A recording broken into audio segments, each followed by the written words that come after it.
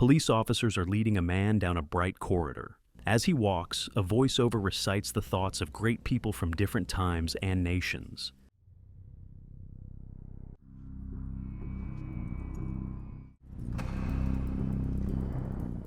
It later turns out that he is being released from prison. So you can become the former. Several years later, he is riding in a car to a casino. Jake Green, that's the name of our protagonist, is accompanied by his brother Billy and 2 bodyguards. They stop at the casino, and the manager is quickly informed of their arrival. He meets them and asks them to come upstairs. As they approach the elevator, Jake stops anxiously. I like to feel trapped. Never did, never will. Why should a man do what he doesn't like to do?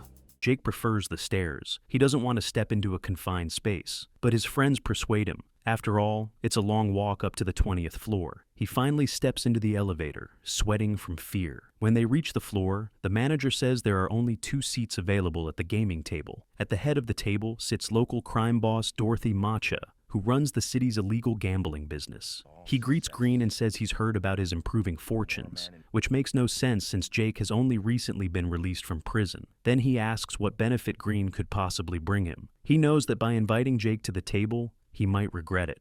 The man is full of ambition. Macha humiliates Jake by telling him he's just a hired hand and will be working for him. Jake suggests they play. I'll toss you for a 10. Jake chooses a red chip. The crime boss sitting across from him begins to get nervous. Jake proposes, I'll exercise a bit of charity.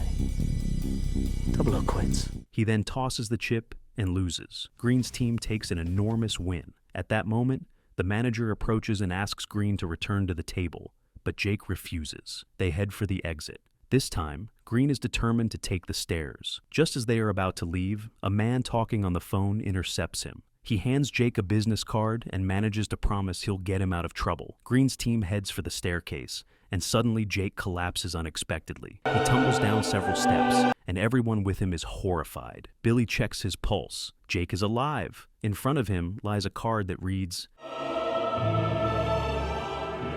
In the casino hall, the same crime boss is displeased with the guest's audacity and orders to call in the cleaner to get rid of Green. Get rid of him. At the hospital, the doctor tells Jake that he doesn't know the cause of the fainting and suggests running tests. After that, they drive him to his home. As the men approach the door, Green suddenly sees a card identical to the one he received from the stranger at the casino. It reads, Pick it up. Green bends down, and at that moment, gunfire erupts. Jake's companions are killed, but the bullets miss him. Then a car pulls up, and his rescuer steps out. Providing covering fire, he orders Jake to jump into the car. He doesn't believe it. Such a thing has never happened before. Only thanks to the rescuer has Green stayed alive. Mr. Zack takes Green to a chess club, where he is introduced to his partner Avi, who hands over Jake's test results, which show that he is gravely ill and will die within 3 days. Avi and Zack say they can save him, but they won't do it for free. Jake grows wary. He thinks they're trying to scam him, and the 2 men lay out their conditions. First, he will have to hand over absolutely everything he owns. Second, he must follow their instructions to the letter, without arguing or objecting. He can verify the test results, but he has only 3 hours. After that, they will be powerless. Jake thinks it's all a setup and walks away. While at the hospital, the doctor confirms the diagnosis, but Green believes she is also in on the scheme. He remembers another doctor, but that one too confirms the grim diagnosis. How much they pay you? What? Who? What are you talking about? I have no idea what you mean. The doctor doesn't understand why Jake won't accept his conclusion and stands by his own assessment. Jake realizes this doctor has nothing to do with it. He then retrieves his money from a safety deposit box. At that moment, the cleaner explains why he missed. He can't say what happened to him or why he failed. Some strange feelings overcame him. The boss tells him he's paying for skill and orders him again to get rid of Green. We see Jake bring in the money to a billiard club. He reflects on how any laws can be broken and any rules can be bypassed, and he intends to do exactly that, because desperate people commit desperate acts. Zack greets him cheerfully. He loves cash. Zack gives him his first assignment. Jake is to become a driver. In the car, Avi explains, they are shark loan sharks. People fear and hate them. It will be hard for Jake to lose money, because this loan will be given out from his own funds. Avi orders him not to say a word and to leave the bag on the table. The man they visit says he has nothing left. While Avi carries on the conversation, Jake keeps thinking that he is still being scammed. According to them, his death sentence has already been signed. He realizes there is no turning back. After a nod, Jake sets the bag of cash on the table. On the way, Zach asks about his relationship with Matcha. Green recalls that back in the day, Matcha employed 3 clowns known as the 3 Eddies, loud, arrogant, stupid guys. They oversaw illegal games held throughout the city. Matcha lost one of his men on the eve of a big game. The Eddies learned about Green and thought he would do, but Jake refused. Then they started putting pressure on his brother's family. To get them to back off, Green was forced to sit down at the gaming table. But tell me, does your from a donkey? Very funny, George. This one will make you laugh. Gunfire broke out, and the money vanished.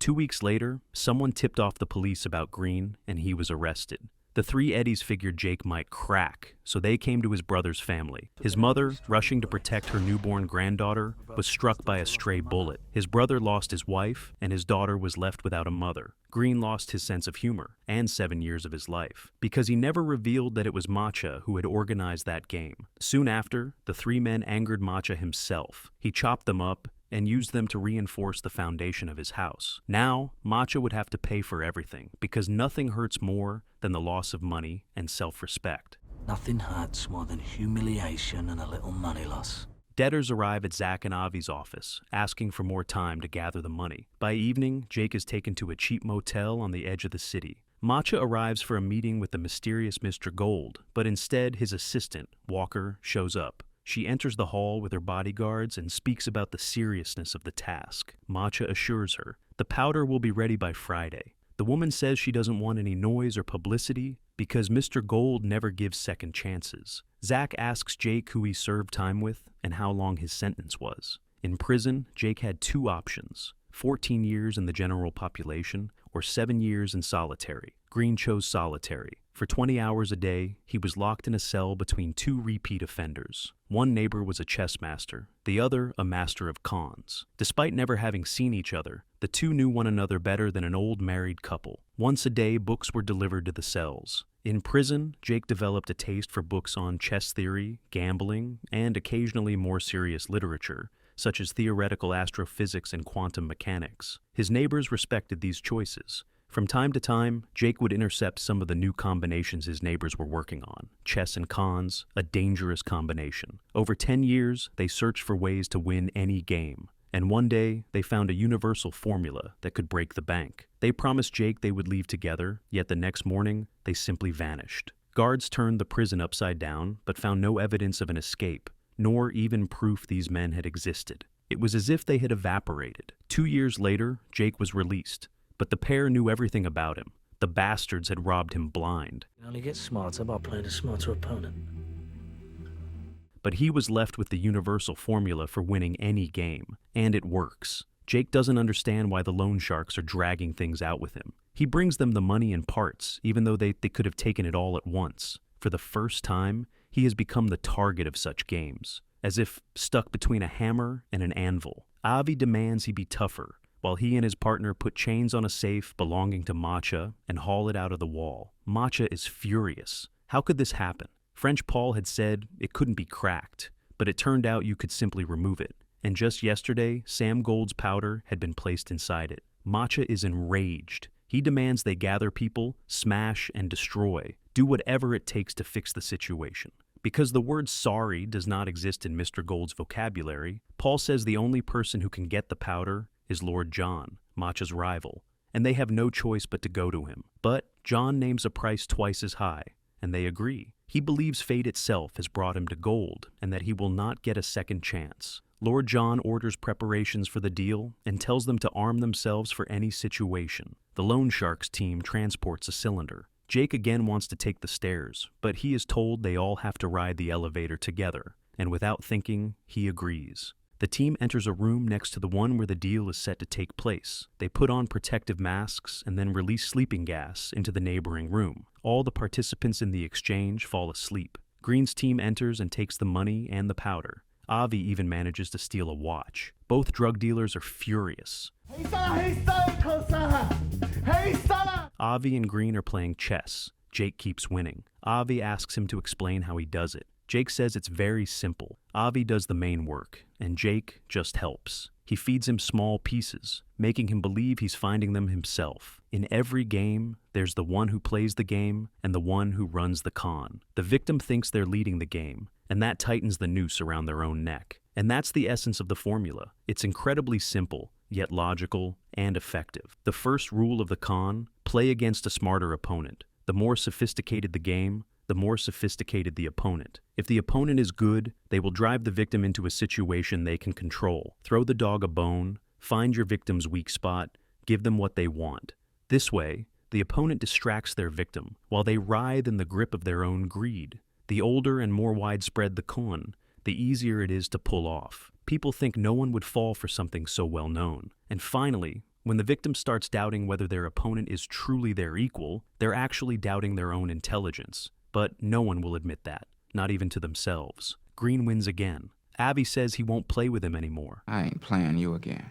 Jake gets a call from his brother, warning him to get away from the loan sharks because the man taking over the matter is someone shrouded in mystery, Mr. Gold. Anyone who displeases Gold is doomed, but something is off with the loan sharks if Gold isn't touching them. Jake sees the loan sharks collecting debts, and if the debtors have no money, they dispose of them. Zach gives him a gun, but Green refuses to shoot. Avi tells him he can't see beyond his own nose, that he's already a dead man, but still doesn't believe them. Jake lets a debtor go and tries to shoot Avi, but there are no bullets in his gun. He's struck over the head. He wakes up to a phone call, inviting him for another checkup, where he's told the earlier test results were wrong. He realizes he's lost all his money. Jake calls Avi and demands to know why he's still alive, why they gave away his money, and why they've been hiding everything from him and from themselves. Avi says he'll soon find out. At that moment, Matcha orders that Green be finished off. Jake comes to the loan sharks. They're sitting in a bird bath filled with ice water because Matcha's men are upstairs. One of them spots Jake. A shootout begins, but Green escapes. That evening, he comes to the club and asks Avi what's going on. Avi claims that Jake lied about the 3 Eddies, that things actually happened differently. They ambushed Jake and were going to kill him, but he made them an offer: take any sum they wanted at 3% interest per month to pull off a profitable deal. They agreed and got their share. Then Jake raised the interest to 4%, and for 2 years, he brought them money. But in reality, he was taking money from one Eddie and bringing it to the second, covering the interest out of his own pocket. He wasn't greedy, he did everything calmly and smoothly. But the Eddies weren't making that kind of money and soon began borrowing from Matcha. Matcha lent them cash and collected interest, while Jake started gambling again and earned a fortune. After a year, he had so much of Matcha's money that he could buy every hotel. He took his brother and his family on vacation. Matcha, however, decided to figure out how to get back the money the Eddies owed him. The men suffered greatly and died. An underling tells Matcha that Green has gotten away again, and one of his men is dead. Matcha is shocked. There were 6 of them, and he was alone. And he disarmed and knocked out a 4-time bodybuilding champion, dragged him half a block, threw him over a wall, and then made him eat a bullet. At that moment, gunfire erupts. The cleaner shoots a waitress and heads to the kitchen. Matcha sees the mortally wounded waitress pull out a gun. While he's being held under the table as they try to protect him, the girl fires, but the cleaner manages to grab a gun from a guard's sock and shoot first. The cleaner chases down a car. Behind the wheel is one of Lord John's men. Matcha thanks the cleaner and asks him to track down Lord John's people and find out where his powder is being kept. The cleaner drills a hole in a storage room. Jake turns to the loan sharks. They remind him of the rules of the game. He's been hearing a voice inside for a long time. And who exactly is Mr. Gold? He hides inside everyone's head, in the one place no one will ever look. Everyone participates in his game, but no one realizes it. The whole world around them is his. He decides what to do and when. He hides behind human pain and behind every crime ever committed. The cleaner pushes his gun through the prepared hole and shoots Lord John. The loan sharks have forced Jake to start a game with the only real enemy he has, though Jake thinks of him as his best friend and protector. But with what is he protecting him, and where is the place he hides? Right where Jake won't think to look. Green must understand the source of his pain, and he will win this game. The more power he gains in Gold's world, the less he has in the real one. The voice in Jake's head reminds him again. The longer you listen, the sweeter the words, and urges him not to listen to the loan sharks. Matcha sleeps. Green comes into his room. The inner voice advises him to kill Matcha and laughs at him. Inside his head, a battle rages. One voice says to kill Matcha. The other demands an apology. He swings between threatening and asking for forgiveness. Jake wrestles with himself and ultimately leaves. Matcha is stunned. He has no idea what's going on. Jake leaves the room and rides the elevator. There, he comes face to face with his ego, Mr. Gold, who is furious that he's losing control over the body. The ego tells Jake he'll die in his cage, and Jake finally admits he hears him. The voice cajoles and threatens. Jake must trust no one but him, and he won't let Jake get rid of him because he is Jake. But Jake no longer obeys him. He will control himself. The elevator doors open, and standing there is Matcha with a gun, enraged and terrified, because Green feels no fear. For perhaps the first time, Matcha cannot control the situation.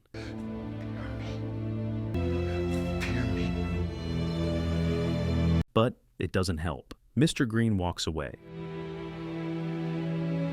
In a torture room, one of Lord John's men is being interrogated for information. Matcha is in his house. French Paul shows him newspapers with his photo, and headlines saying the casino boss has donated millions to charity. Matcha says Green cried like a child at his feet, and he forgave him. But Paul says Lord John's men never revealed what happened to the powder, and he's sure it was Green playing with them, and the drums are already beating. Gold knows everything. Matcha orders them to find Green and get the powder back. At Jake's brother's house, Matcha's men arrive. Rachel hides in a cupboard. The brother says he doesn't know where Jake is. For that answer, they break his fingers, but it does no good. The cleaner watches it all with a strange expression. Later, Walker comes to Matcha's house. She wants to know why he's handing out money left and right, but hasn't repaid his debt to Mr. Gold. She gives him a funeral wreath as both a threat and a warning. Paul tortures Billy and then finds the little girl. Suddenly, the cleaner shoots him and then the guards. He reassures the girl it's just a game and asks her to hide back in the cupboard. The guards demand he hand her over, but the cleaner kills everyone except the driver, who then kills the cleaner. Green and Avi arrive at Matcha's place. He has the bag of powder in his hands. Avi suggests a game of chess. They play, and in Jake's mind, the pieces begin to fall into place. He starts to realize that Zach and Avi, his imaginary cellmates, are actually parts of Jake's own mind. That's why they knew everything about him, and why no one else could see them. Jake rides the elevator again. Matcha sits by the pool with a gun, Jake's niece beside him. Matcha asks if Jake thinks he's evil. He can't understand why Jake isn't afraid of him. After all, Matcha himself trembles before Gold. Finally, he decides it's better to die by his own hand than someone else's. That he is you.